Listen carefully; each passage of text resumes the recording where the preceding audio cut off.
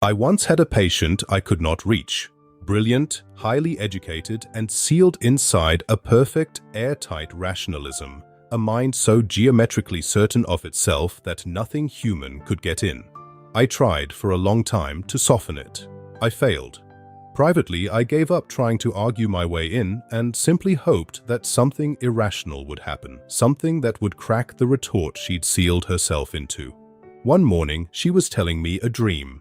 In it, someone had given her a golden scarab, a costly piece of jewelry. While she was still speaking, I heard a soft tapping on the window behind me. I turned, opened it, and caught in my hand the insect that had been knocking to get in, a rose-chafer beetle, gold green, the nearest thing our climate has to a golden scarab. I handed it to her and said, "Here is your scarab."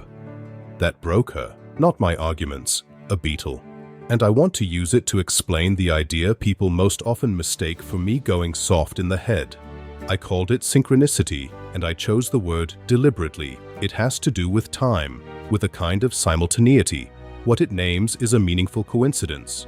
Two events that are connected not by one causing the other, but by their shared meaning, arriving together at the moment that meaning matters most. I want to be precise, because this is exactly where people run off in the wrong direction. I am not saying the dream caused the beetle. I am not saying the beetle was a message posted to my patient by the universe. I spent my life as an empiricist, and I did not abandon that at the end of it. What I observed again and again over decades is that there is a category of coincidence that ordinary cause and effect does not explain, and that these coincidences cluster noticeably around moments of psychological intensity, around exactly the material a person most needs to confront.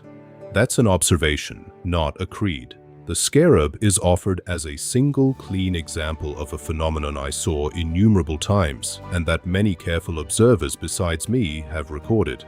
So look again at what actually happened in that room, because the details are the whole point. My patient's rationalism was not a neutral intellectual position. It was a defense. It kept the unconscious, the irrational, the uncontrollable safely outside the walls. And in the ancient world, the scarab was a classic symbol of rebirth.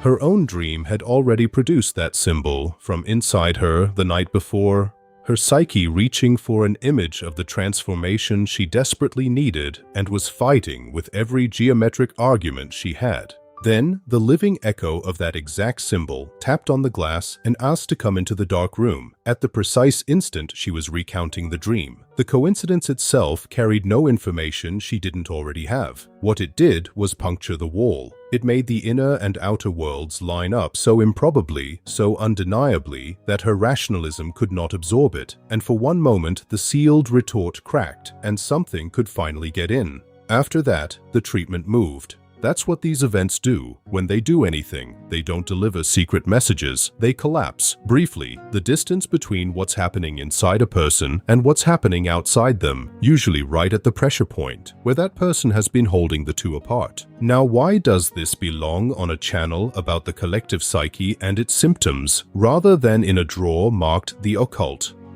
Because the whole idea rests on something I've been building toward this entire series, that underneath the personal mind there is a deeper layer, shared, ancient, patterned, what I've called the collective unconscious. The scarab worked as a symbol of rebirth for my patient, not because of anything in her biography, but because that image sits in that shared layer, old as the species. Synchronicity, if it's real, is what you'd expect at the seam, where that deep inner layer and the outer world briefly touch. It isn't a break in the natural order. It's a glimpse of how much less separate the inner and outer actually are than our tidy Cartesian picture insists. And here's the honest caution I'd give you, the same one I gave myself. The human mind is a meaning-making engine that will happily find patterns in pure noise. Most coincidences are just coincidences. The moment you start reading every stopped clock and repeated number as a personal telegram from destiny, you've left observation behind and wandered into exactly the inflation I warned about in an earlier video. The ego swelling up to imagine the whole cosmos is arranging itself around you. Synchronicity, taken seriously, actually demands more rigor, not less, because you have to be ruthlessly honest about which coincidences are genuine genuinely meaningful, and which are your own mind flattering itself. So what do you do with this, practically, without losing your head? First, notice, but don't inflate. When a genuine, improbable coincidence lands on a real psychological pressure point in your life, the correct response is not, "The universe is speaking to me." It's a quieter, more useful question. What am I working on right now that this moment of meaning is pointing at? Treat it as a spotlight on your own material, not as a supernatural instruction. Second, keep the same discipline you'd use with a dream. The coincidence, like the beetle, rarely carries new information. Its value is that it concentrates your attention on something your conscious mind has been avoiding. Ask what inner situation it mirrors, exactly as you trace a dream back to your own associations. The meaning lives in you, not in the event. Third, hold it loosely. I put this idea forward late in my life, tentatively, as a causal connecting principle standing alongside cause and effect, not replacing it. I never claimed to have proven it.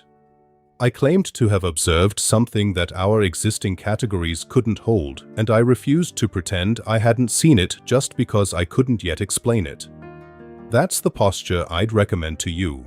Neither the credulity that turns every coincidence into fate, nor the rationalism that refuses to admit the improbable ever happens at all. My patient didn't need a better argument. She'd defeated every argument I had. She needed one moment where the wall between her inner life and the outer world became too thin to defend, and a small gold-green beetle tapping to get in from the dark gave her exactly that. I can't promise you the universe will hand you a scarab. I can tell you that if you spend your life insisting the inner and outer worlds have nothing to do with each other, you'll be a great deal more surprised than you need to be on the day they visibly touch. If you liked this video, share, like, and subscribe. If you are interested in learning more about Carl Jung's teachings and take the evaluation that will help you understand more about yourself, go to selfindividuation.com.